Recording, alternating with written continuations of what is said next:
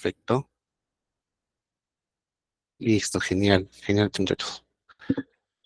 Muchachos, bueno, les agradezco mucho el que estén hoy día presente. Hoy ya vamos a hablar de un tema un poco necesario y que muchas veces no lo hacemos. Si se han dado cuenta, casi todo lo que estamos hablando no lo hacemos, ¿no? Eso quiere decir que muchas de las situaciones que estamos presentando son situaciones muy particulares o muy genéricas que normalmente pasan al día a día y por falta de tiempo los vamos dejando, ¿no? Refactorización de código. Refactorización de código, ¿qué es? ¿Cuándo hacerlo? ¿Cómo hacerlo? Hoy día vamos a poder verificar un poco sobre eso, poder conversar sobre algunas cosas que nosotros necesitamos identificar para poder refactorizar una funcionalidad, ¿no? Poder realizar ciertas operaciones, en qué momento hacerlas. Siempre es necesario refactorizar. Necesito estar viendo a cada rato qué hizo mi compañero y cómo mejorarlo. Eso lo vamos a ir viendo en la clase de hoy, ¿no? Entonces, muchachos, ¿qué es la refactorización? ¿No? La refactorización es un proceso de reestructurar el código sin cambiar su comportamiento, ¿no? ¿Qué nos quiere decir esto? Vamos a suponer que si tenemos un servicio, una funcionalidad que nos crea un usuario, cuando hagamos un refactoring no nos va a crear un producto, ¿no? Entonces, eso es lo que tenemos que tener en cuenta. Entonces, normalmente nosotros refactorizamos una sección de código, una funcionalidad completa quizás, pero siempre vamos a tener la misma entrada, la misma salida. ¿Por qué pasa esto? En realidad, cuando nosotros refactorizamos un código, esa parte no debería impactar al lado del cliente. ¿No? No les debería impactar a ellos, o a o a ningún tipo de ente que esté trabajando o esté usando esa funcionalidad. Porque en realidad si nosotros le cambiamos el formato, estamos rehaciendo, ¿no? Estamos cambiando totalmente la lógica de esa función para hacer algo nuevo. Quizás esté ingresando más variables o la salida cambia, ¿no? Necesito hacer más cosas. Entonces, todo eso hay que ir viendo para poder decir qué es refactorizar. ¿Ok? Entonces, para que lo tengamos claro, la refactorización es un proceso de reestructurar el código existente sin cambiar el comportamiento externo, ¿no? Ya me entienden con externo, que es hacia el lado del cliente o hacia nosotros, ¿no? La salida, ¿no? Es como que cuando ustedes escriben, ¿no? Ustedes teclean y la salida es una letra o un carácter en su editor, en su navegador, donde sea, ¿no? Eso no cambia. No es una voz, ¿no? Ahora, beneficios de refactorizar, chicos. Los beneficios es que vamos mejorando la legibilidad del código.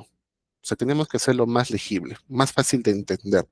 Si se han dado cuenta, muchas de las cosas que estamos hablando desde las primeras sesiones van mucho hacia los principios que hemos estado hablando, ¿no? De los principios SOLID, de poder hacer un código mantenible, poder hacer que las variables sean entendibles. Todo va de la mano. Entonces, no es que debamos aprender tantas cosas en el desarrollo de software, sino lo que tenemos que hacer es seguir una muy buena práctica en el desarrollo con respecto a los estándares de programación que pueden existir, ¿no? Estos estándares no solamente están hacia el lado del código, también están hacia el lado de la base de datos, hacia otros factores que están dentro del software, ¿no? Mantenibilidad.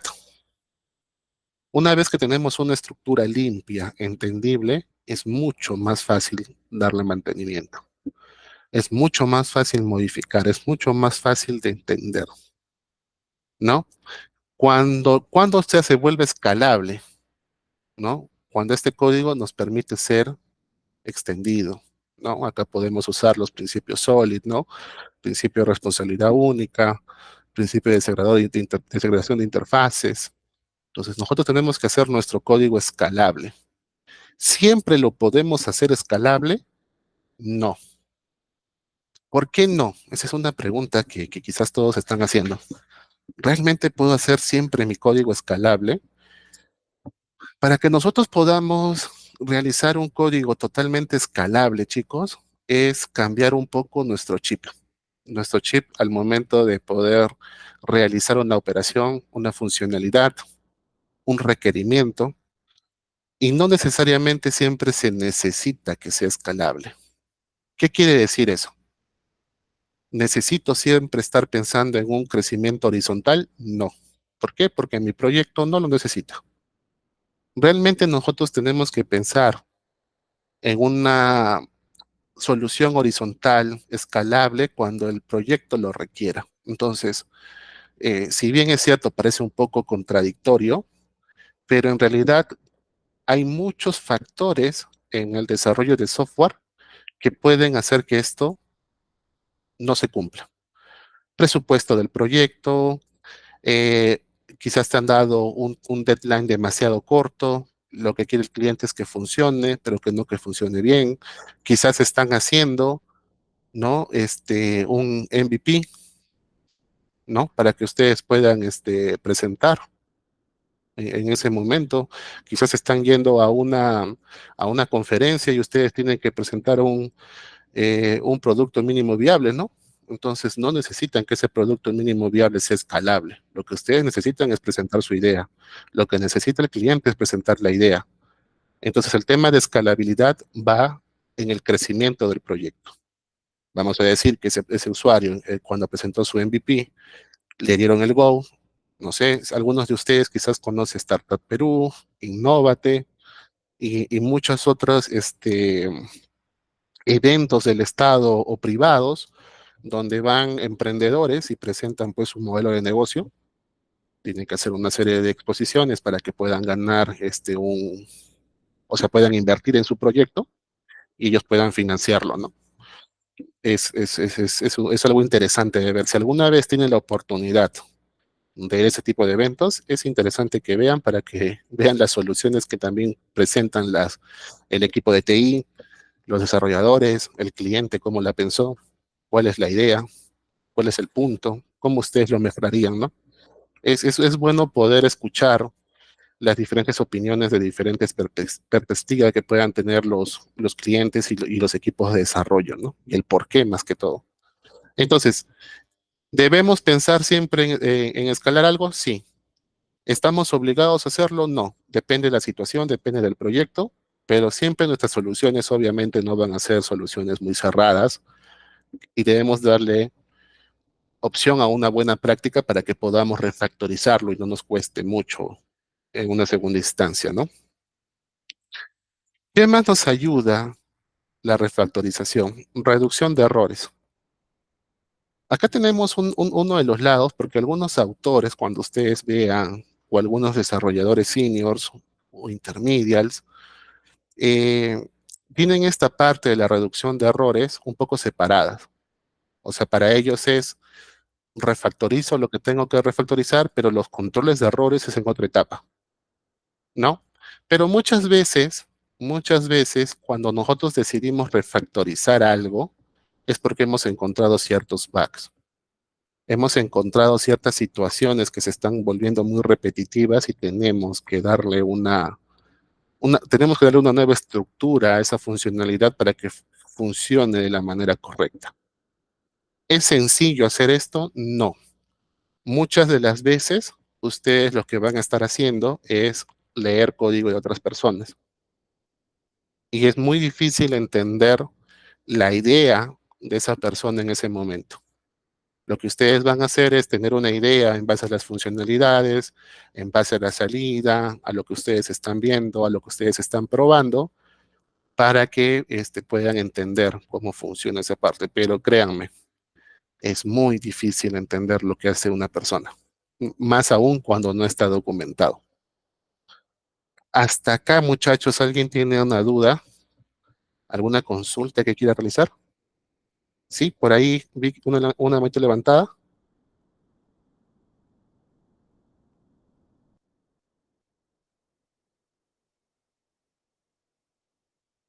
Creo que fue ahí un desliz, muchachos, un desliz.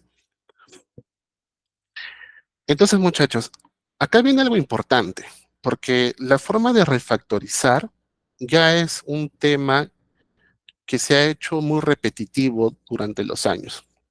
Y existen ciertas situaciones que nos permiten identificar en qué momento podemos refactorizar algo, ¿no? Y es lo que nosotros llamamos un code smells, ¿no? Unos olores ahí que estamos identificando como sabuesos para poder ver qué parte tenemos que refactorizar, ¿no? Entonces, ¿qué son los code smells? ¿No? Son indicadores de que algo puede estar pasando mal en el código. No son errores, pero son síntomas de problemas que podrían causar errores en el futuro. No, no es que sean un problema en ese momento, sino que nosotros podríamos identificar que a futuro, si no arreglamos eso, podría ocurrir un error. Actualmente hay muchas herramientas que ya hacen ese tipo de operaciones. En algún momento me tocó ver que habían integrado SonarQube con en algunos de sus proyectos. Y SonarQube, cuando lanzaban el deploy, les comenzaba a decir, oye, acá tienes este code smells, y te identificaba las líneas, ¿no? O qué fragmentos de código podían ser un code smell, te da una advertencia. Entonces, hoy en día existen muchas herramientas que te pueden ayudar a hacer ese tipo de identificar ese tipo de situaciones. Pero si no las conocemos, no las tenemos, la factoría de software, porque muchos de ellos son pagados y su versión libre es muy corta, o capaz tienen una versión de prueba 30 días, y luego tú tienes que pagar, y eso también puede llevar a una situación de sobreexceso de presupuesto. Es bueno que ustedes conozcan cuáles son los factores más importantes para que ustedes puedan decidir hacer una refactorización de código, ¿no? Es por eso que existen los code smell. Ahora, ¿cuáles son los más comunes? Y si se han dado cuenta, muchas de estas cosas ya lo hemos hablado desde el principio, desde desde las buenas prácticas de desarrollo. O sea, literalmente no es algo nuevo para ustedes, muchachos, es algo que ya lo estamos repitiendo varias veces, ¿no? Y que parte de los principios SOLID es atacar ese tipo de cositas, ¿no? Para que ustedes vean cuál es la importancia de conocer esos principios.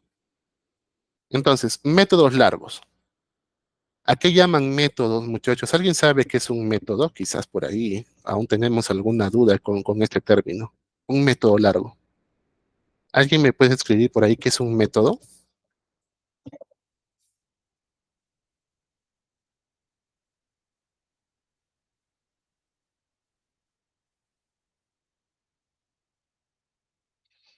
Sí, ahí es como que un poco raro, ¿no? Escuchar método. ¿Qué es un método? ¿Qué es un atributo? Esto siempre les va a recordar su clase de programación orientada a objetos, ¿no? Donde los atributos son las variables que ustedes están declarando y los métodos son las funciones. En algunos de sus frameworks los van a llamar acciones, pero son los métodos, ¿ya? Las funciones. Entonces, un code smell, un método demasiado largo. ¿Recuerdan que en la primera clase o la segunda clase, no recuerdo bien?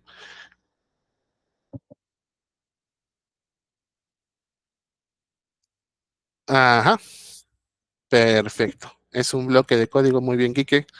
Claro, un método es una estructura de código, o sea, un método contiene una estructura de código, pero básicamente el método son sus funciones, ¿no? Su método podría ser su función caminar, su función guardar, ¿no? Es ese método. Clases muy grandes, ¿no? Clases muy extensas. Ah, les estaba diciendo, ya justo les leí muchachos, se me fue, casi me va la idea. ¿Recuerdan el código que les mostré la primera o la segunda clase, donde estábamos hablando sobre las buenas prácticas de programación y estábamos viendo un ejemplo que hizo un programador que recién había empezado, donde teníamos 7000 líneas de código, ¿no? Eso era demasiado. Entonces, ahí es el claro ejemplo, ¿no? De refactorizar una clase muy grande, 7000 líneas de código, ¿no? Eso me recuerda cuando programábamos en nuestras clases de C++, y teníamos que hacer ese tipo de líneas de código para poder presentar un proyecto, ¿no? Hasta que conoces y todo lo metíamos en un punto CPP.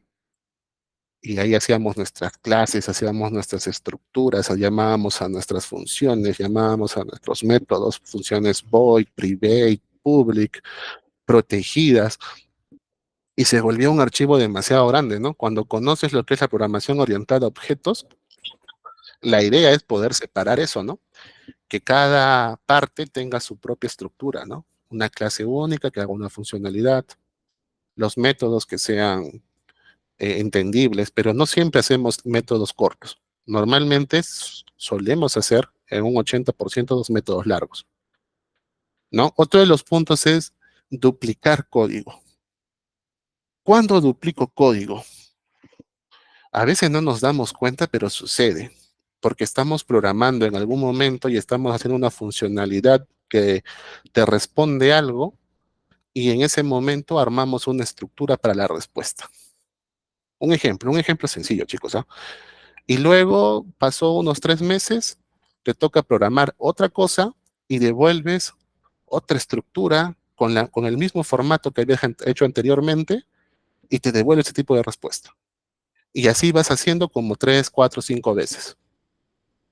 Hay una regla que dice es la regla de 3, ¿no? No sé, algunos quizás lo han escuchado, pero normalmente yo lo escuchaba mucho en la universidad. La regla de 3. ¿Y qué es la regla de 3? No, no estaría pensando que está ahí haciendo su operación matemática, pero no. Es, si ves que algo se está repitiendo más de 3 veces, es momento de refactorizar. O mejor dicho, de poder aplicar un principio, que es el principio de responsabilidad única, para que nosotros lo podamos extender o nosotros querramos, ¿no? Si lo hacemos como una interfaz quizás. No, pero lo ideal es que cuando ya es más de 2, ya es momento de que algo está pasando, ¿no? Porque lo estoy usando demasiado. Eso quiere decir que va a haber más funcionalidades, más métodos que van a hacer la llamada a esa función. Entonces, o a esa actividad, ¿no? A esa incidencia. Entonces, es momento de cerrar esa parte, no duplicar código, poder crear algo único para poder llamarlo cuando lo necesite. Nombres pobremente descriptivos. Van a encontrar harto de esto, muchachos. Esa es una de las cosas más raras que van a encontrar. Normalmente llega un momento que la mente nos juega doble y colocamos unos nombres de unas funciones que no tienen sentido para nada. Y es más, a veces tenemos una mala costumbre porque lo escribimos, o sea, estamos tan acostumbrados a escribir cosas en WhatsApp o en algún chat informal, acortando cosas, ¿no? Y increíblemente ese tipo de cositas que nosotros vemos que pueden ser, ah, no, es que estoy hablando con mi amigo, con mi mamá, con mi hermano, ¿no? Con mi novia, mi novio, y comienzas a contraer palabras, esas palabras también lo contraen acá. La variable, las funciones, o sea, no solamente cuando ustedes redactan un documento, por más que ustedes lo lean, eh, no se dan cuenta de lo que están ahí contrayendo. A nosotros, cuando yo estaba en la universidad, quizás algunos también que son como por mi edad, el, en nuestros tiempos siempre abreviábamos pues la palabra que con la Q y un apóstrofe, ¿no? O solamente Q colocaban. Si a alguno les ha pasado, estoy casi seguro que cuando han redactado su tesis, algún documento, algún trabajo, han colocado, ¿no? ¿Qué pasó acá? En vez de poner la palabra que completa, ponen la Q con el apóstrofe. Estoy seguro. A mí me han rebotado muchos documentos de mi tesis por eso. No me daba cuenta. Estaba ahí.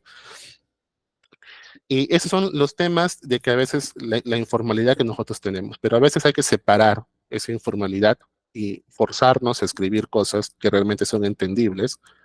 No todos entienden cuando está contraído algo, cuando es una palabra contraída, no saben qué significa y nosotros tenemos que ser totalmente descriptivos. Cuando vemos mucho de eso, es momento de darle una pequeña refactorización.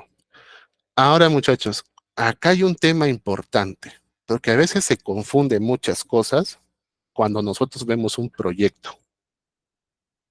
Y lo que más van a encontrar cuando su CTO, su project manager, el product owner presenta algo al cliente, y más que todo cuando es solución de otro equipo y no entienden lo que está pasando porque por un tema de presupuestos lo tienen que hacer muy rápido, ellos usan la palabra, no, tenemos que refactorizar el proyecto.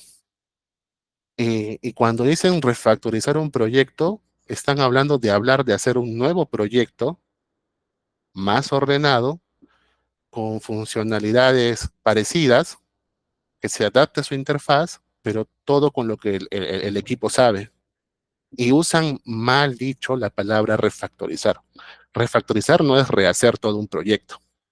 Refactorizar es hacer o rehacer cierto fragmento o método de funcionalidad, ¿no? Puedes hacer un proyecto nuevo que se adapte a las necesidades de la empresa, porque quizás es el lenguaje, es el core, tu main stack con el que tú trabajas, y quizás el proveedor, bueno, el cliente se vino con un proyecto en Java, nadie en tu equipo sabe hacer Java, y más te va a costar aprender Java en ese momento. ¿Y qué es lo que primero que decimos o qué es lo primero que dicen normalmente los jefes de negocio en las partes de la oficina? No, tenemos que refactorizar porque esto está mal y estamos haciendo, no podemos avanzar y N cosas que le pueden decir al cliente, pero es un término mal hecho, ¿ok? Refactorizar no significa rehacer, o sea, rehacer todo un proyecto. Refactorizar es atacar cierta funcionalidad en específica o funcionalidades en específico para poder mejorar ese flujo de trabajo. Eso hay que tenerlo en cuenta, pero lo van a escuchar mucho. En algún momento van a decir, no, tenemos que refactorizar, y esa persona se está refiriendo a rehacer el proyecto o todo un conjunto de funcionalidades. Entonces, eso hay que tenerlo un poco claro. ¿Ok? Entonces, acá vamos a poner unos pequeños ejemplos a lo que estábamos hablando. Y si se han dado cuenta, son ejemplos muy repetitivos, ¿no? Para un poco para entender cómo funciona esta parte. Acá tenemos un pequeño dato donde, por ejemplo, ¿no? Alguien agarró y el que te devuelve, la variable que te devuelve un monto, lo llama como A. Pero lo mejor es decirlo, ser claro, ¿no? En la variable que nosotros estamos declarando y devolviendo. No, en realidad yo estoy devolviendo el total del precio, ¿no? O solamente total, como lo quieras llamar. Pero tiene que ser descriptivo para que alguien venga y diga, ah, no, acá me está devolviendo el precio total, ¿no? Y porque si uno ve A, ¿qué es A? ¿No? Si yo veo A acá, bueno, acá no está declarado, pero acá podría ser B, ¿no? ¿Qué es B? No lo sabemos qué es B. Acá le hemos colocado un comentario para saber qué es lo que hace, ¿no? ¿Qué es la función C? ¿No? Algunos tienen una costumbre cuando programan, quizás ese es un ejemplo muy exagerado, pero quizás lo llaman de manera diferente, ¿no? Y quizás su función es calcular monto total y ellos ponen un nombre totalmente diferente, ¿no? Calcular ítem, por ejemplo. Y quizás no estás calculando un ítem o el costo de un ítem, estás calculando el costo de un conjunto de ítems, ¿no? Entonces, eso hay que saber describirlo, chicos. Entonces, acá tenemos una funcionalidad donde nos han creado un método llamado C, que no nos dice nada. Si no tuviéramos el comentario, no supiéramos que eso hace el cálculo del costo total, ¿no? Por ejemplo, acá están iterando. Acá, si se dan cuenta, hay personas que no le colocan total, le pueden colocar T, ¿no? Acá, en vez de colocar item, le ponen I. Y comienzan a jugar de esa manera con las palabras. ¿Por qué? Porque quizás no entienden cómo funciona el ámbito de una función, ¿no? En qué momento lo pueden redeclarar, y puede haber muchos factores. Esas cositas, muchachos, si ustedes son nuevos programando, si en algún momento ustedes han visto un bootcamp, les recomiendo siempre de que ustedes puedan irse hacia la parte básica de la teoría de la programación orientada a objetos o la programación funcional con lo que ustedes están trabajando y puedan entender eso, ¿no? ¿Qué es un atributo? qué es un método, cuál es el ámbito de vida de esta funcionalidad, de esta clase, de esta función, de este método, ¿no? Eso hay que poder entenderlo para que también podamos desarrollar un producto. No porque sea complicado, sino que entendiendo ese tipo de conceptos base, nosotros podemos mejorar mucho el código. Entonces, si alguno de ustedes quizás no recuerda algunos conceptos, lo va a entender mejor con la práctica, porque quizás sé que ustedes ya han estudiado en la universidad, han estudiado en el instituto, algunos ya han estudiado en algún bootcamp. Hay bootcamp muy buenos y que abarcan ese tipo de información, ¿no? Entonces, la idea es poder renombrar las variables de manera que se entienda. Acá estamos hablando de extraer el método. No, ¿qué es extraer el método, no? Entonces, dividir un método largo en métodos más pequeños o específicos, ¿no? O sea, lo que nos hablaba aquí, que lo que nos hablaba Gustavo, ¿no? Que un extracto de una fracción de código que teníamos acá, lo podamos extraer y poder llamarlo en una funcionalidad, ¿no? Y ¿qué nos recuerda este tipo de problema? ¿Qué principio SOLID es el que soluciona este problema? ¿Alguien me puede decir ahí? ¿Cuál es el principio SOLID que normalmente ve este tipo de problemas?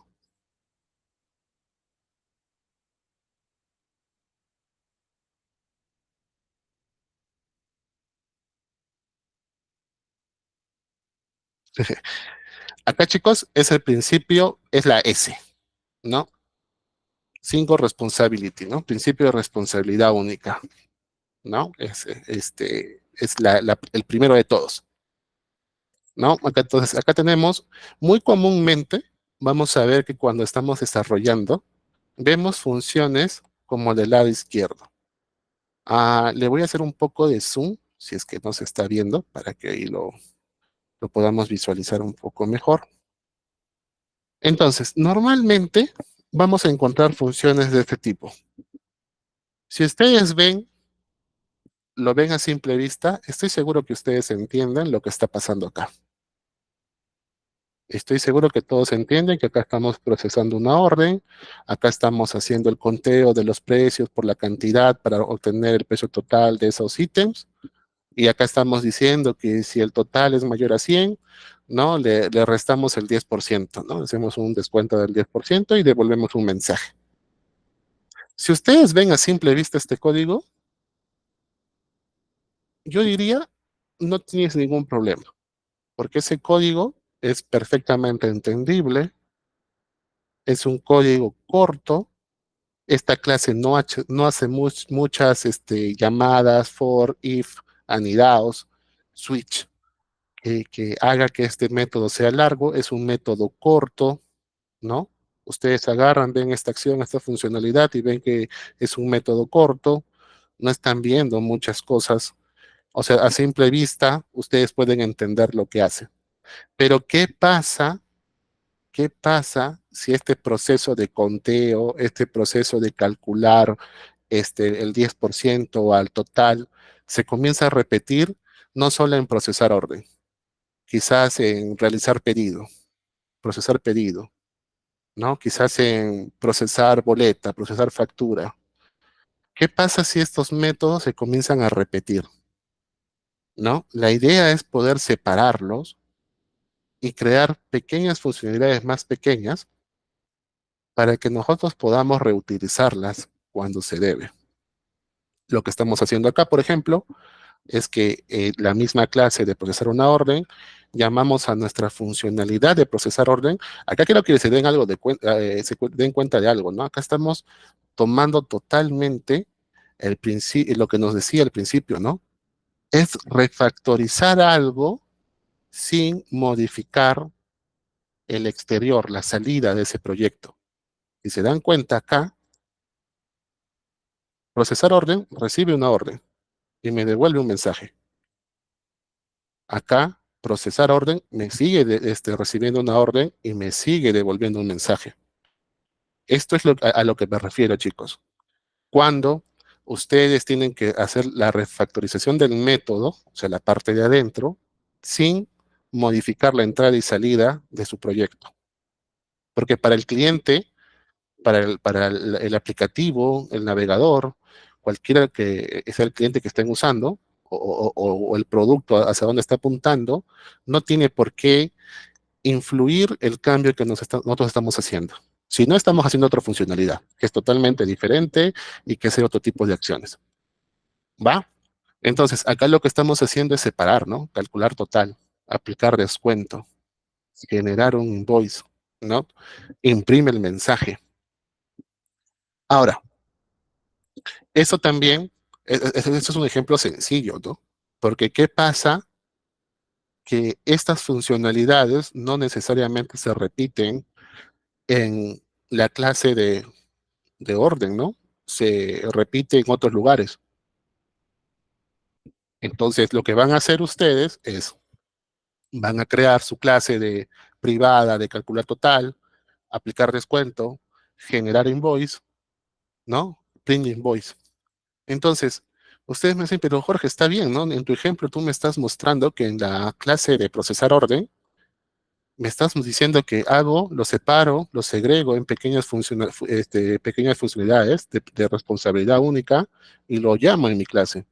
Eso está bien, porque en este momento estamos haciendo que este código que posiblemente se pueda repetir en otras funcionalidades debajo de estas, lo estamos haciendo y la estamos separando en métodos pequeños, ¿no? Para poder llamarlos, para poder extenderlos. Pero cuando se comiencen a repetir las funcionalidades en otras clases, muchos de ustedes habrán escuchado en algún momento, no, trabájalo con un servicio, trabájalo con un trade. Otros no, que sea un helper. Y comienzan a salir palabras un poco nuevas, un poco raras, pero que son cosas que ustedes van a ir conociendo en el transcurso de lo que ustedes van a ir programando, de la experiencia que van teniendo, dependiendo del tipo de proyecto. Entonces, esta parte de acá ya no va a ser solamente de la clase orden, ¿no?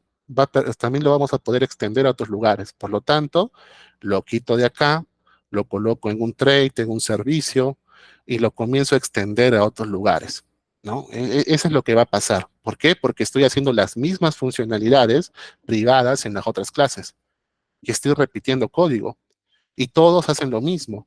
O sea, si en algún momento tengo que cambiar y calcular el total, ok, no pasa nada, modifico un solo lugar, pero no modifico 5, 10, 15 clases, modifico solo una cosa. Entonces, esa es la idea, chicos, de que ustedes van a ir viendo el potencial y crecimiento del proyecto en cuanto va creciendo. Es por eso que les decía que no es necesario de que ustedes siempre estén pensando de manera escalable, porque esto de acá, pasarlo a un servicio, a un trade, a un helper, dependiendo del tipo de situación, ya es escalar algo, porque estamos separando esas funcionalidades para poder llamarlos en otros lugares, porque hacen lo mismo, ¿no? Entonces, es lo que ustedes normalmente usan cuando programan en Python, cuando programan en Node, cuando programan en PHP y en todos los tipos de lenguaje o framework que están usando, ustedes llaman librerías, ¿no? Algunos lo llaman facades, algunos lo importan, lo llaman de N maneras, pero ustedes están llamando a un método en específico que lo están extendiendo en esa clase o en su funcionalidad en particular. Entonces, ese paquete ya es de manera escalable porque lo puedes reutilizar en muchos lugares, ¿no? En muchos fragmentos de código lo estás llamando, lo estás reutilizando. Entonces, ese es un poco lo que va a ir pasando con respecto a extraer los métodos, ¿no? ¿No? Hacerlos más pequeños, más específicos, poder separar esa lógica, ¿no? Puedes separarlo en funcionalidades más pequeñas, ¿no? Eliminar código duplicado. Si se han dado cuenta dentro de lo que habíamos hablado de extraer en métodos más pequeños, nosotros podemos ver en qué momento estamos duplicando código, ¿no? Si se dan cuenta, hay muchas de las soluciones que van de la mano. ¿Por qué lo separo en métodos más pequeños? Porque lo puedo reutilizar en otros lugares. ¿Por qué lo estoy separando en métodos más pequeños? Ah, no, porque lo estoy repitiendo muchas veces, ¿no? Por ejemplo, acá, si ustedes ven y me dicen, Jorge, acá veo algo raro, ¿no? Tú me estás diciendo que nuestros métodos, nuestras funcionalidades deben ser cortas y entendibles. ¿Y cuál es el problema que tenemos con la primera clase, con el primer ejemplo? Es corta y entendible. Hace algo, me está devolviendo un mensaje con el order ID. Yo no veo mucho que mejorar, ¿no? Entonces, en realidad, nosotros podríamos dejarlo así y comenzar a devolver los mensajes de esta manera, no hay ningún problema. Pero, ¿qué pasa si tenemos que comenzar a modificar estos mensajes en N lugares? O quizás cambiarle la estructura de cómo se devuelve. Quizás no voy a imprimir algo de frente, sino voy a devolverlo como una estructura JSON. ¿Cuántos son los lugares que voy a comenzar a modificar para poder darle esa nueva funcionalidad? ¿No? Entonces, acá vemos que se está repitiendo. Hay código similar que podemos optimizarlo. Por lo tanto, lo que se haría es crear una sola función que recibe un orden, que recibe un tipo, y de acá colocas el mensaje que le quieres devolver, ¿no? Por ejemplo, el tipo, shipping, order, y luego toda la estructura es la misma, ¿no? Enviando orden, enviando shipping. Entonces, son cositas, son los code smell que nosotros son los más, son los que siempre vamos a estar verificando y viendo dentro de nuestro código. Son una de las cosas más habituales que nosotros vamos a pasar en toda esta etapa de desarrollo de software para poder identificar en qué momento refactorizar. Entonces, muchachos, nos vamos a pasar, en la tarde hice un mini proyecto súper rápido en Laravel para que podamos tener la clase de hoy. Denme un momento, por favor. Les voy a pasar el link. Y quizás en esta sección me gustaría que participáramos todos para poder entender y poder identificar algunas cosas. Los que quieran, digamos, hacer un comentario con hablado, sería mucho mejor para que podamos atenderlo mucho más rápido, o si quieren, lo podemos ir escribiendo en el chat. Vamos a dar un pequeño tiempo para que ustedes puedan identificar y ver qué cosas podríamos mejorar. Estoy seguro de que no todos conocen PHP, no todos programan. Ah, Giancarlos, no es necesario. Les estoy pasando el GitHub para que ustedes, cuando tengan un poco más de tiempo, lo puedan clonar y lo puedan verificar. Pero no es necesario que lo instalemos, lo vamos a trabajar conmigo. O si quieres, lo puedes clonar, pero hay muchas otras dependencias que instalar. ¿Ok? Entonces, muchachos, vamos a pasarnos un poco al repositorio. Lo vamos a ver acá, denme un momento. Y lo tengo acá. ¿Va? Chicos, este es un proyecto de Laravel. Yo normalmente, llegó hace mucho tiempo, he programado en Node, he programado en Python, y por alguna razón siempre tuve un apego mucho hacia Laravel. Quizás es porque programé, eso fue uno de los lenguajes, no Laravel, pero PHP fue uno de los lenguajes donde yo programé. Al inicio era un desastre en sus primeras versiones, pero creo que está reviviendo gracias a Laravel y a Symfony en su momento. Pero es uno de los proyectos más bonitos, bueno, uno de los frameworks donde más me gusta programar. Eso es bastante divertido hasta en ciertos puntos porque te entrega N cosas. N cosas actualmente es una de las cosas más flexibles y bonitas que por ahí. Por eso hice un ejemplo rápido en las pocas horas que tenía antes del trabajo para que podamos hacer este ejemplo de esta clase, ¿no? Por eso están viendo que fue hace una hora, más o menos, cuando subí el proyecto. Entonces, acá les puse a los que no conocen o a los que conocen en algún momento que estamos usando. No estoy usando la versión 11, que es la última, porque tiene algunas cosas medias diferentes. Estoy usando un Composer. ¿Qué es Composer? Dirán, Composer es como el NPM que ustedes usan para Node o para cuando usan sus paquetes de Python. No sé si siguen usando pip.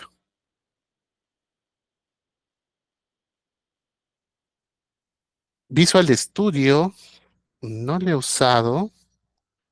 Ah, bueno, lo usé en algún momento en la universidad. Me gustaba mucho su debugging que tenía. Era hermoso, ¿no? En esa parte. Ahora, entonces, si te hablas sobre el editor o sobre el programa Visual Studio, porque era medio compartido, Bruno.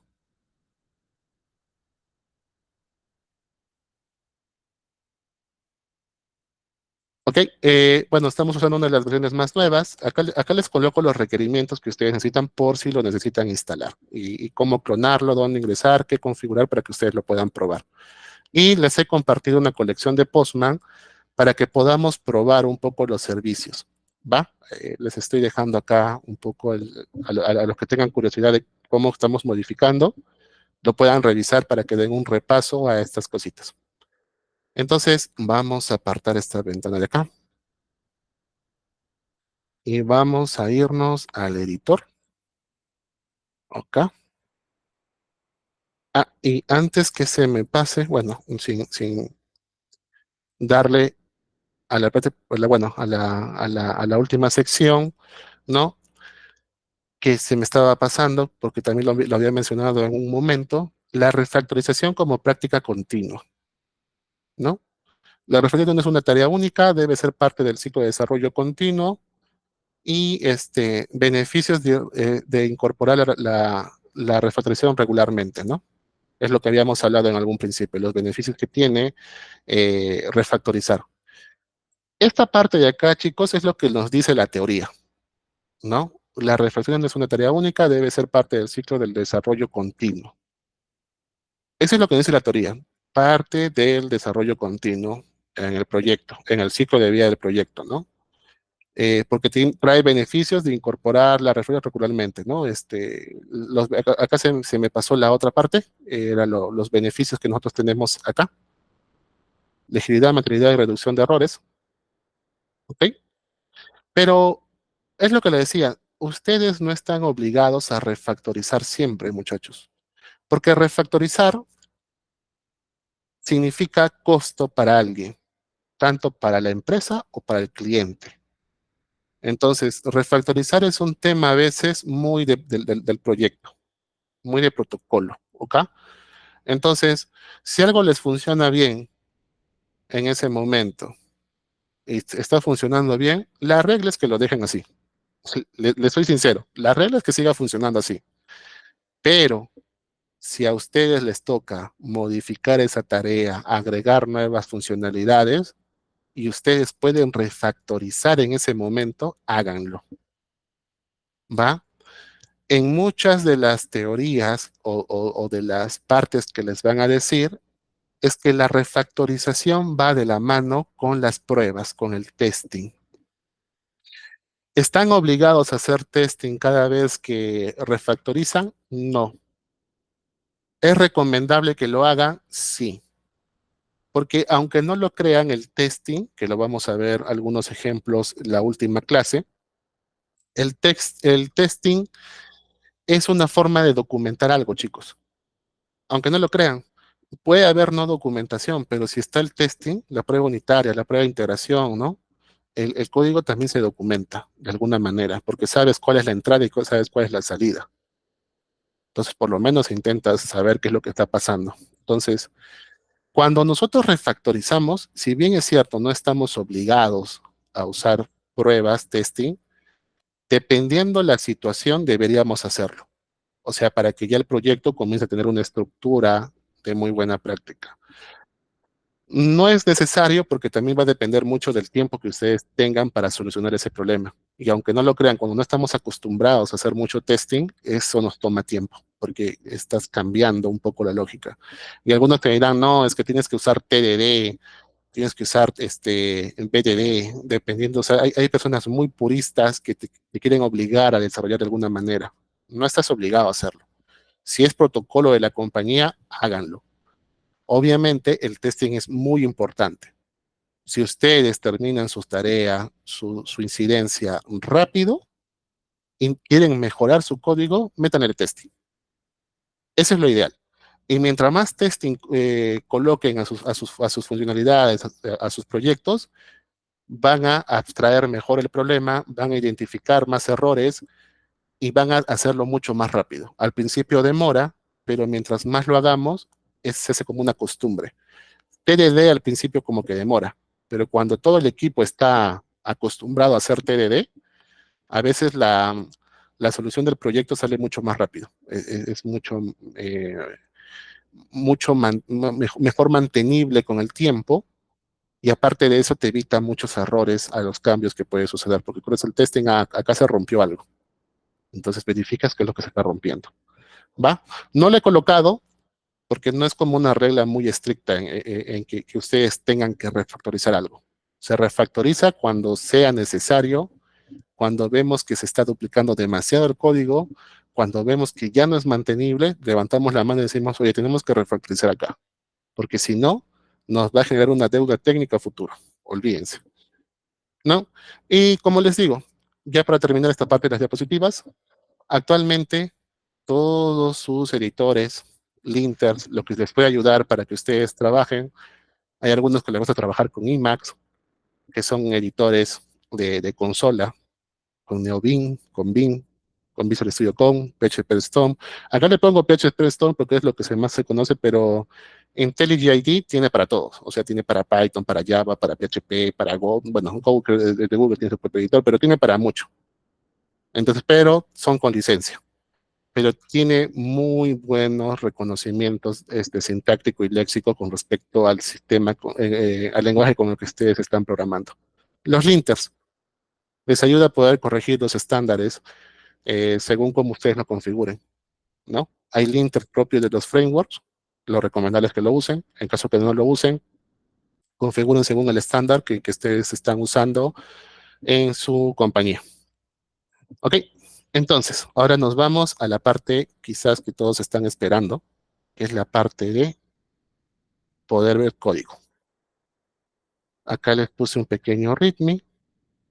Y lo que vamos a ver, chicos, son ejemplos sencillos, no muy complicados. Si tenemos tiempo, quizás ustedes pueden aportar y decir, oye, hagamos una funcionalidad algo diferente, ¿no? Entonces, vamos a irnos a ver una clase en particular que le vamos a llamar User Controller. Acá. Esto, chicos, no tiene interfaz web porque lo he hecho a través de API para que podamos tener algo diferente. ¿Ok? Entonces, muchachos, le voy a hacer un poco más grande a los que no a los que coméntenme si ahora lo pueden ver mejor.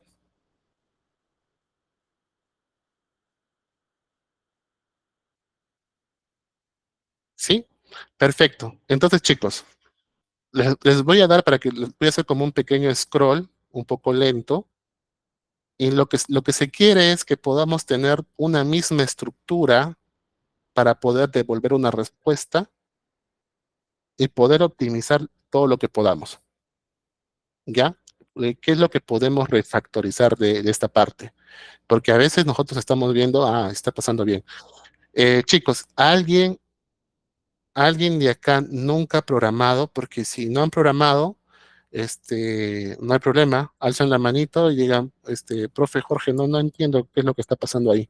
Con toda la confianza, chicos, no es malo preguntar, lo malo es quedarse con la duda, por favor, ¿ok? Entonces, en base a lo que les he solicitado, ah, muy bien, Juliana, no te preocupes, ahora la vamos a ver un poquito más.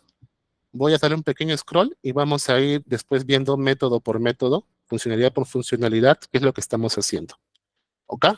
En esta parte estamos devolviendo, o son APIs, son servicios que yo hice para que podamos entender qué podemos mejorar de esta parte del código. ¿Ok? Entonces, chicos, ustedes ya han programado servicios, los que han usado Python quizás han programado con Flask, con Django, han usado, creo que es Fast API, los que han programado con Java, algunos habrán usado Spring, otros habrán usado PHP, CodeIgniter, han, han podido usar Go, han podido usar Ruby on Rails, el lenguaje que sea, ¿ok? Todos cumplen la misma estructura. Tienen una función, es de tipo público, protegido, privado. Algunos identifican con la palabra function, otros no, ¿no? Y viene el nombre de la funcionalidad, de la acción, del método y recibe atributos. ¿Ok? Entonces, acá lo que estoy haciendo es devolver, hago una consulta y obtengo todos los usuarios. Acá lo vamos a hablar así para que ustedes puedan identificar qué es lo que está haciendo acá, porque acá ya estamos trabajando con un ORM, que en algún momento hemos hablado de eso, que es una forma de abstraer, ¿no? La capa que teníamos de modelo vista controlador. Ahora existe una cuarta capa que es la ORM, que es la conexión a la base de datos, pero luego podemos hablar un poquito más de eso. Entonces, acá estamos retornando todos los usuarios. Acá lo que está haciendo la función show es mostrarme un usuario a través de su ID. O sea, yo le mando el ID y me busca ese usuario a ver si existe o no. Si no existe, me devuelve un mensaje de error. En el caso de que exista, me devuelve un mensaje de satisfacción. ¿Ok? Acá estamos haciendo la función store, como lo hice, estamos guardando algo, estamos creando algo. Acá estamos recibiendo el request, ¿no? Lo que ustedes pueden llamar, cuando ustedes programan en la parte web, ustedes reciben acá su formulario. ¿Qué reciben del formulario? El request, ¿va? Acá lo que estamos haciendo es un validador. Este validador, estamos usando una funcionalidad, un método del propio Laravel para poder validar lo que estamos recibiendo. Si encuentra algún tipo de fallo, devuelvo un error. Si es satisfactorio, creo y devuelvo el usuario con un mensaje de satisfacción. Acá es para actualizar. Recibo un request de qué es lo que quiero actualizar. Recibo el ID de la persona que quiero actualizar. Busco a esa persona. Si no existe, devuelvo un mensaje de no encontrado. En el caso de que exista, valido los datos que estoy enviando. ¿Ok? Y en el caso de que haya un fallo, devuelvo un error. Si todo está bien, actualizo y devuelvo el usuario actualizado. Y acá hemos hecho un servicio para poder eliminar, ¿no? Que si no existe el usuario, devuelve un error. Si lo existe, lo elimino y devuelvo un mensaje de satisfacción. Ahora, chicos, acá yo lo hice ya como que medio en automático, pero acá hay algo que yo quiero conversarles, que es una forma de devolver respuestas. Normalmente, cuando nosotros estamos programando, siempre pensamos en el caso de satisfacción primero. Es decir, que si no existe falla, crea el usuario, ¿no? Y en caso de que exista, hace esto, esto, esto, esto. Cuando ustedes comienzan a ver este método de refactorización, de optimización de código, una de las reglas es que primero hagan el caso de error. Y aunque no lo crean, cuando ustedes primero atacan el caso de error, comienzan a hacer que estos if, porque a veces nosotros en la programación tenemos if anidados, o sea, acá podemos tener un ejemplo. Un ejemplo un poco tonto, pero digamos acá hay un else y hay un bloque de código. A veces en ese else tenemos otro if, ¿no? Y comienza a tener otro código. Acá viene otro if, quizás. Y comienzan a generarse if anidados. Y nosotros tenemos que refactorizar eso, porque cuando nosotros tenemos, y van a encontrar mucho de este código if anidados, es un poco difícil poder entender lo que está pasando. Cuando ya encuentran esto, hay que refactorizar. Hay que mejorar esta funcionalidad porque no puede seguir así. Es muy difícil entenderlos, separarlos en métodos pequeños y lo comenzamos a trabajar. Entonces, este es un plus que les quería dar cuando ustedes comiencen a programar. Una de las reglas es, primero, evalúen el caso de error. Siempre. Van a ver cómo cambia la lógica. Eso es algo que lo van a ir aprendiendo. Entonces, chicos, visto esto, visto esto, ¿qué creen que sería una de las cosas que debemos mejorar?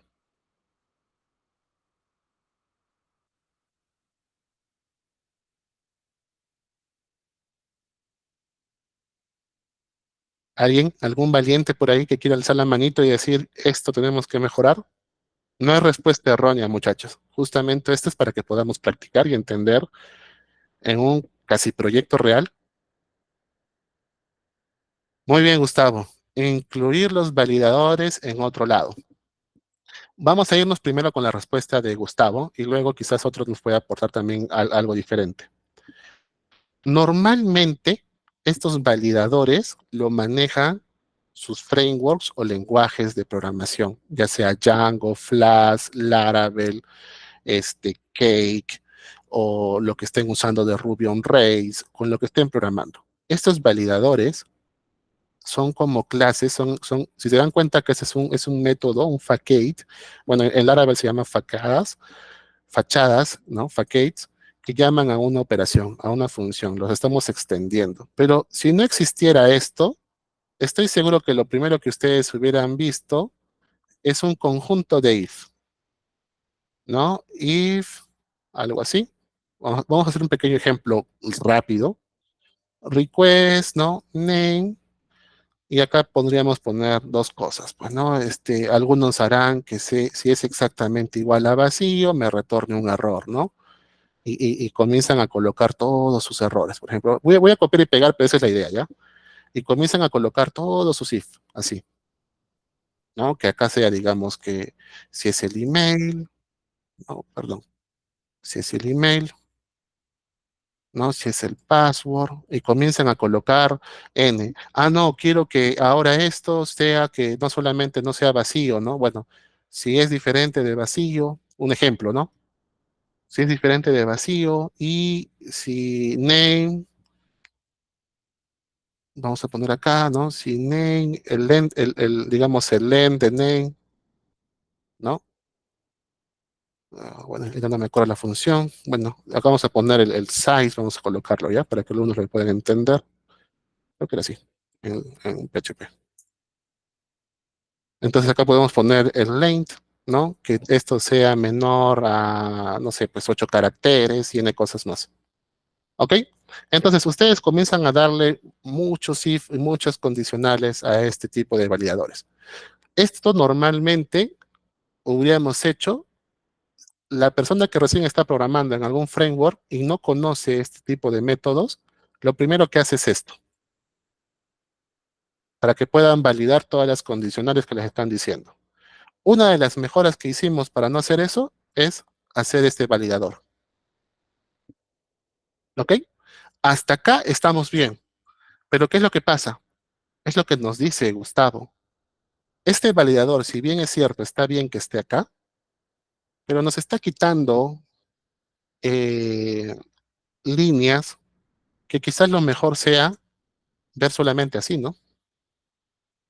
Ver algo parecido a esto. Por ejemplo, algo así. Quiero que te crees, pues. No hagas otra cosa, solamente crea. Entonces, tienen que revisar un poco la documentación del framework que están usando o del CMS que estén usando para ver cómo lo manejan ellos. En el caso de Laravel, existe una opción que ellos llaman Form Request. El Form Request es hacer un validador, pero separado, para que tú los puedas extender. En este caso, lo vamos a dejar como estaba, acá, y bueno, como es la magia de las clases en vivo, y bueno, mejor dicho, de las clases que estamos trabajando y lo que ya hice, ya tengo algo hecho. Y yo le he llamado un store product, que es un tipo request, y acá he colocado, caramba, estamos en usuarios. Y acá hemos colocado lo que necesito que haga, ¿no? Que valide el nombre, el email, el password, ¿no? Lo hemos separado, hemos quitado esa lógica que se va a comenzar a repetir en los requests que estamos enviando para que lo haga una sola parte y no lo haga dentro de la acción de lo que estamos trabajando, de los métodos que estamos trabajando, sino lo haga en otro lugar, ¿no? Entonces lo separamos y acá ya no llamo al request, voy a llamar a un store user y lo llamo. Ahora, chicos, acá ustedes han visto que he escrito por debajo, ¿no? Y yo es porque yo ya configuró mi editor, pero automáticamente hubo una inyección ¿A qué llamo inyección? He llamado y he inyectado este código acá. O sea, te estoy diciendo dónde puedo sacar ese método. ¿Ok?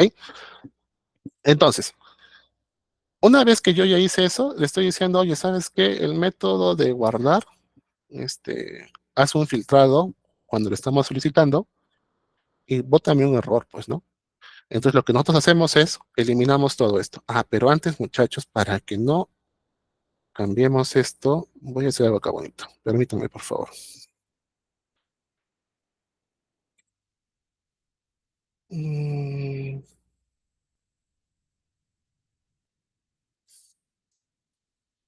a ver, creo que se me ha movido acá mi proyecto, mi disco. Ah, no, está bien.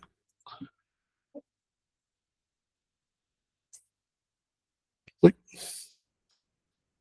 denme un momento, muchachos. Se me movió el disco externo. Y vamos a entrar a...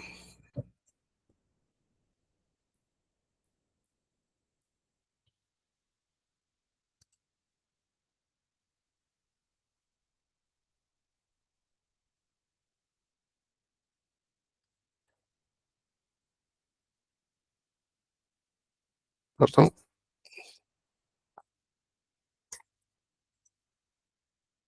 acá estás. Ya, sí está acá.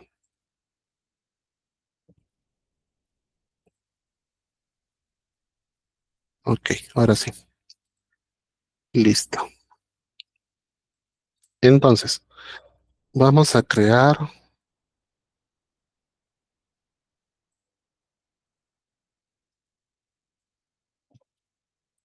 Ah, caramba. Ok, vamos a trabajar en otra rama para que lo subamos y hagamos la comparativa después. Entonces, eliminamos este código porque es la que se está repitiendo, ¿no? Lo estamos optimizando, lo estamos jalando de otro lugar. ¿Cuál es la ventaja de ese validador? Que ya nos bota una respuesta, por lo tanto ya no jalas este fails de acá y tu método queda de esta manera, ¿no? El que vea esto dice, ah, ¿qué hace esta función store? Crea un usuario, ¿no? ¿Dónde lo estás validando? En esta parte, ¿ok? Ahora, acá hemos hecho algo importante que les quiero hablar. Que vamos a hablar un poco de la programación que estamos trabajando acá, ¿no? Acá hagan caso omiso a esta parte, ¿ok? Porque esto normalmente no existe. Y acá estamos diciendo que el nombre es una variable requerida, es de tipo string y máximo 255 caracteres. El email es requerido, es de tipo string, es de tipo email, máximo 255 caracteres y tiene que ser único. Y acá estamos diciendo el password es requerido y es un mínimo 8 caracteres. ¿Ok? Entonces, vamos a irnos, ah, caramba, vamos a irnos a nuestro Postman. ¿Ok?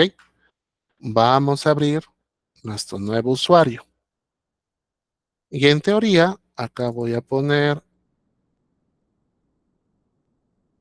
Julián, vamos a poner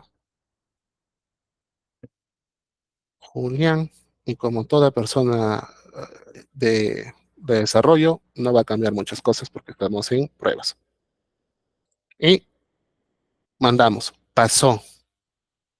Cuando hemos hecho esto, déjenme ver si he guardado, si he guardado. Si se han dado cuenta, no nos botó ningún tipo de error. Ahora, ¿qué pasa si yo vuelvo a dar send? ¿No? Me botó un error. Eso quiere decir de que algo pasó acá. Vamos a ver. Vamos a irnos a nuestro store user. Estamos autorizados de poder trabajar.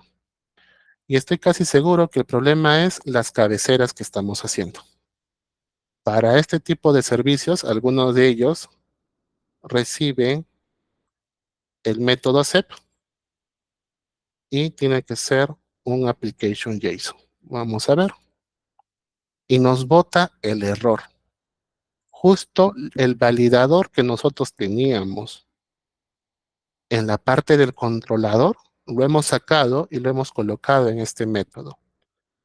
No se concentren mucho, muchachos, en el tema de dónde lo estoy trabajando, porque eso va a variar según su lenguaje de programación. O sea, si ustedes han trabajado en Python, trabajan en Java, debe haber algo similar para que ustedes lo puedan trabajar. ¿Ok? Entonces, de esta manera, sacando, estamos quitando ese código que se puede repetir muchas veces y podría yo jalar y llamar a este validador no solamente en el store. Por ejemplo, acá le llamé store, pero quizás es un validador general que no va a recibir el password, pero necesito validar de que siempre el email, el name contengan estos validadores. Entonces yo creo ese validador y donde necesita validar este tipo de cosas lo inyecto. Entonces, en vez de estar haciendo este validador funcionalidad por funcionalidad, ya tengo un solo validador que lo voy a que lo voy a llamar en diferentes lugares. ¿Ok? Ahora, ustedes acá han visto una cosa rara que tenía. Y esa es otra de las formas que tiene el Laravel de poder trabajar algo. Le estoy diciendo, oye, ¿sabes qué? Antes de que me valides, antes de que me valides, valídame esto, pues, que cuando recibas el password, hashéalo. Ponle un hash, o sea, encríptalo. Y que el email, slashéalo. Acá, mejor dicho, no es slash, y acá me he equivocado. Acá debe ser un strlow. Un str, si no me equivoco, es un str to lower. Dame un momento, no me acuerdo la funcionalidad del Laravel. Dame un momento.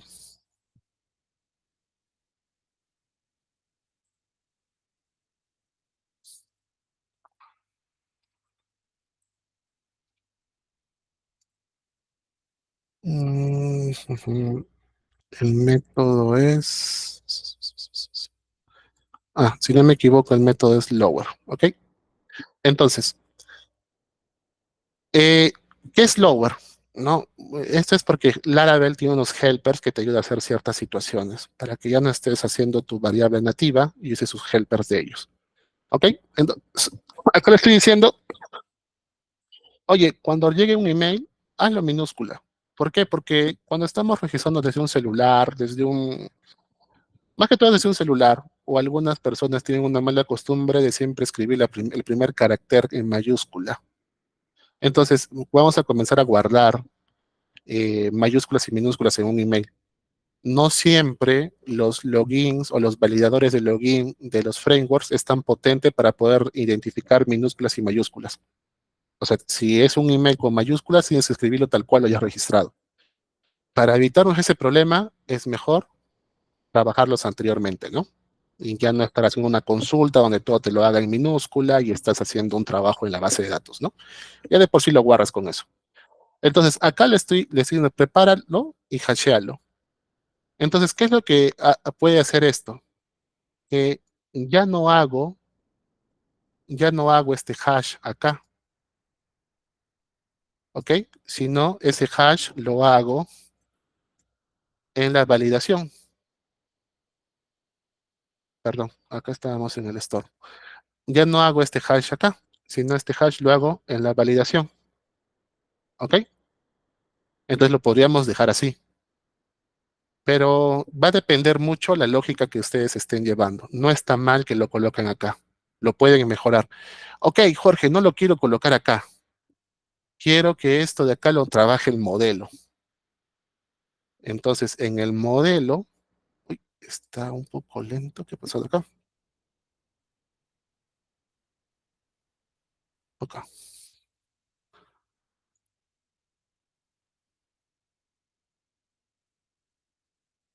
Espérenme, chicos, acá tiene un lapsus mi editor. Creo que voy a abrir otro, se colgó este. Ok,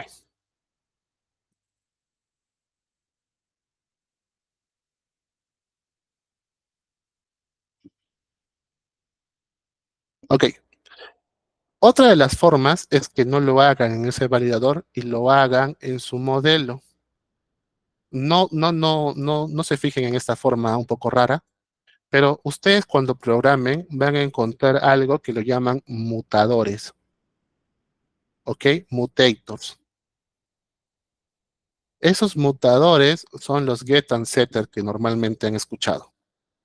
Entonces, lo que tú haces, ok, cuando recibas password, hashéalo si necesitas hashearlo, ¿ok? Lo puedes trabajar desde el modelo.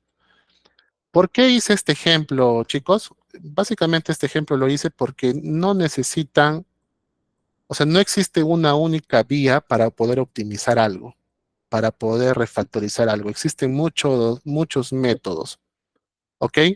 Y muchas formas de hacerlo. No es un solo camino. El camino que ustedes conozcan y que sea el más viable, realícenlo para que ustedes puedan optimizarlo. Este es un ejemplo que les estoy dando porque existen muchas maneras de hacerlo, ¿ok? Entonces, acá lo pasa lo mismo con la parte del update. El update, acá yo he creado uno que se llama Update User, pero en el Update User quería hacer un cambio porque en realidad no quiero que se mande el password a actualizar. No lo necesito que se cambie. ¿Ok? Entonces puedo quitar eso y acá lo que hago es llamar al Update User. Por lo tanto, quitaríamos esta sección de acá. ¿Ok? Y quitaríamos esto porque yo no quiero que se actualice el correo, la contraseña cada vez que actualizo. Quiero que continúe como está. Entonces, chicos, hemos mejorado el store, hemos mejorado el update. ¿Qué creen ustedes que podríamos optimizar acá? ¿Qué otra cosa creen que podemos optimizar?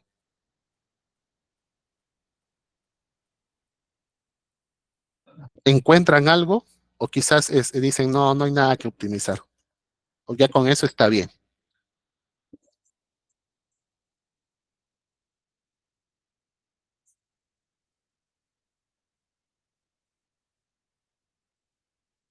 Ahí hay algún valiente que quizás ahí quiera decir, profe, no hay nada.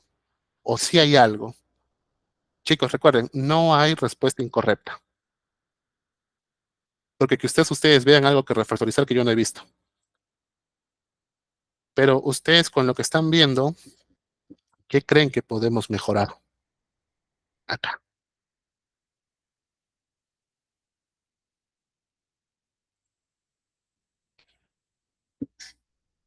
¿Alguien?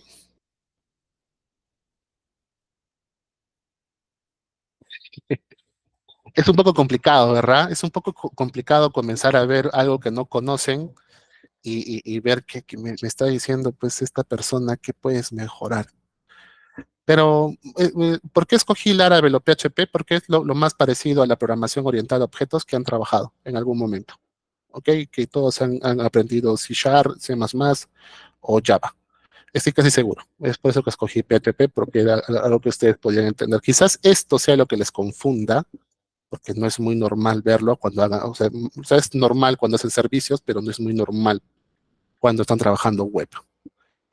Una de las cosas que les dije, muchachos, a mejorar son los mensajes, ¿no? El mensaje que le estoy devolviendo, por ejemplo, vamos a irnos a Postman, me voy a ir a usuarios y quiero devolver todos los usuarios.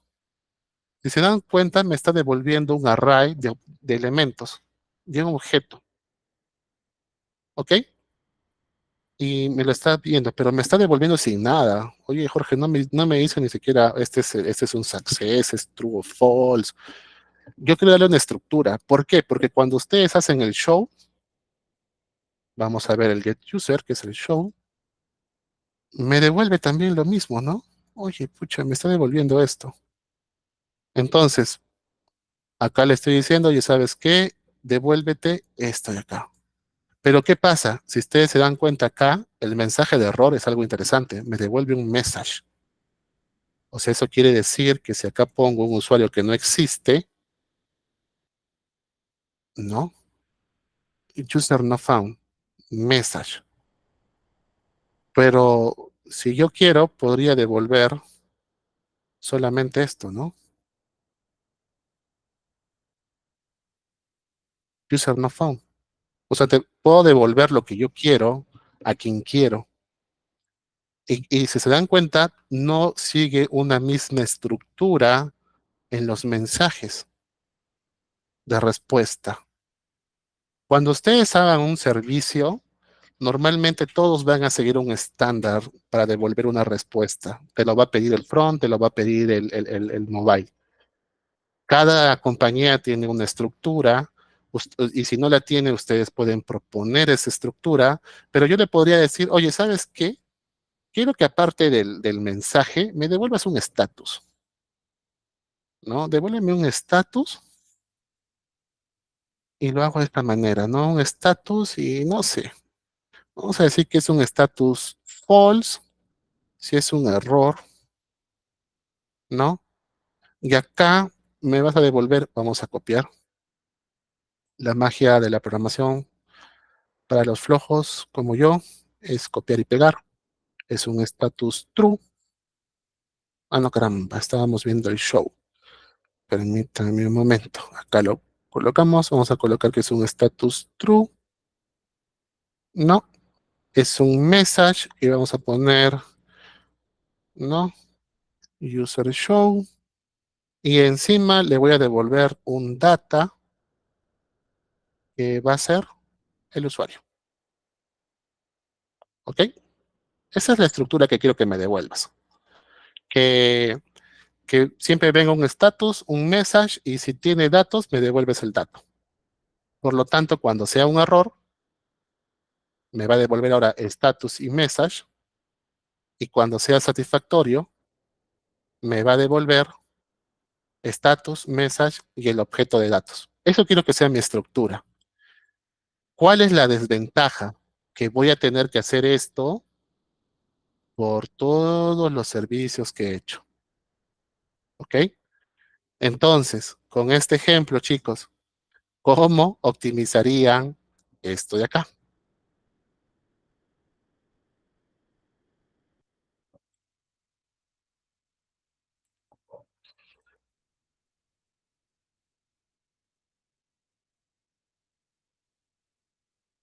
¿Algún valiente? Va, lo que podríamos hacer es lo siguiente. Soy una persona que dice, oye, tengo que mejorar mi mensaje de success. Entonces, lo que voy a hacer, muy bien, Gustavo, creando un array, ¿no? Separándolo en una funcionalidad, en un método diferente, que lo podríamos llamar un private. Vamos a hacer dos formas, ¿no? Que se llama un function. Vamos a hacer así. Un function, lo podemos llamar success, ¿no? Y me recibe, no sé, pues un array de datos. Vamos a poner acá array y me recibe un data. ¿Ok? Y como es access, quiero que me devuelvas algo parecido a esto. Vamos acá a hacerlo bonito. ¿Ya? Vamos a hacer un ejemplo. Un ejemplo, eh, no, un ejemplo sencillo. A ver. Luego lo vamos a optimizar, chicos. No se preocupen. Ok, déjenme hacer algo acá. Ok. Entonces, lo que quiero es que aparte de eso, me reciba un message, ¿ya? Que me devuelva un message. Entonces, ¿por qué? Porque mis mensajes son variados, ¿no? Mis mensajes son variados, entonces acá viene message, ¿va? Y aparte de eso, perdón, esto acá, lo vamos a trabajar haciendo más, ¿ya? Ese es como un pequeño ejemplo. Y haría algo parecido para el error. Algo similar sería, ¿ok? Me llamaría error. Estoy seguro que todos los que han programado en JavaScript, ustedes acá le ponen el error, el message, como quieren hacerlo. Ok, y se borran esto y les devuelve esto. Entonces, una de las cosas de mejorar esto es llamando, ya no llamas a este método de acá, sino vas a llamar a, por ejemplo, en este caso, acá llamaría, ¿no? A la funcionalidad error, ¿no? Y mandaría mi mensaje, ¿no? Usuario no encontrado. Y acá en esta sección mandaría lo que es un dis success que me recibe un user y acá me recibe un mensaje, ¿no? Usuario encontrado. Entonces, estoy optimizando, lo estoy separando, ¿no? Estoy separando mis funcionalidades y si acá mando lo que quiero, a ver, que nos llama success, es un argumento, debe ser un array, ok, no pasa nada porque este es un objeto, entonces le mando acá y lo convierto en array. Y veamos. Acá, listo. Entonces, acá agarré y te mandé la información que tú deseas, como yo he querido, ¿no? Y me devuelve el message. Pero, ¿qué pasa si ahora tengo que corregir mi product controller? Que también estoy devolviendo un servicio y le estoy devolviendo con una falta de estructura. ¿Qué es lo que harían, chicos? ¿Ah? Ya no estamos solamente en el caso de que estamos optimizando, refactorizando un código de una clase en concreto. Ahora va a pasar lo mismo en el otro servicio de productos. ¿Cómo lo mejoramos? ¿Ah? O sea, y ahí viene la forma en cómo ustedes deben de pensar para poder escalar la programación. Hasta acá no lo necesitábamos, no necesitábamos escalar lo que estábamos haciendo. Me bastaba con crear mis clases privadas o protegidas o públicas para poder llamarlas. No tenía nada más que hacer. Ah, profe, no pasa nada. Agarra, crea un objeto de usuario y llama su método de mensaje. Podría ser, podríamos hacerlo. ¿Es lo correcto? No, porque estamos en otro lugar, ¿no? El método de usuario es para los usuarios, eso hay que respetarlo. Y son clases privadas, por eso son privadas protegidas. Como tenemos la magia de lo que ya hice, la magia de las clases, normalmente, chicos, ustedes podrían trabajar un trade o un service. Les dejo ahí para que lo investiguen. Trade o service o helper. Hay una pequeña diferencia entre cada una de ellas, pero les invito a que ustedes lo revisen. Pero hay otra manera, porque a las finales, estas clases de acá, puedes tener una clase, digamos, si te dan cuenta, extiende la clase controlador. Yo podría agarrar y colocar acá unas funcionalidades únicas, como lo estoy heredando, lo puedo llamar. Pero yo decidí llamarlo en un service provider. En este service provider le estoy diciendo que va a ser del tipo response, o sea, me vas a responder algo. ¿Por qué? Porque nosotros necesitamos darle un formato JSON. Entonces, si se dan cuenta, acá ya creé una estructura, que es un macro, para poder reutilizar donde yo quiera. ¿Por qué? Porque en Laravel, un service provider es lo primero que se inicializa en el proyecto. Entonces, yo he creado tres métodos. Uno que es mi send response, uno que es para mis mensajes de success, otro que es para mis mensajes de error. ¿Y qué es lo que yo haría? Agarro y digo, ok, este es un mensaje de error. Como estoy usando un macro, voy a llamar a error, ¿no? ¿Qué me dice que tiene error? ¿Recuerdan que tiene error? Tiene un mensaje y un status code. Entonces, me voy a error, le pongo el mensaje que quiero, ¿ok? Y le mando el status code. Este status code, chicos, a los que quizás se les hace un poco raro y me dices, Jorge, ¿qué es un status code?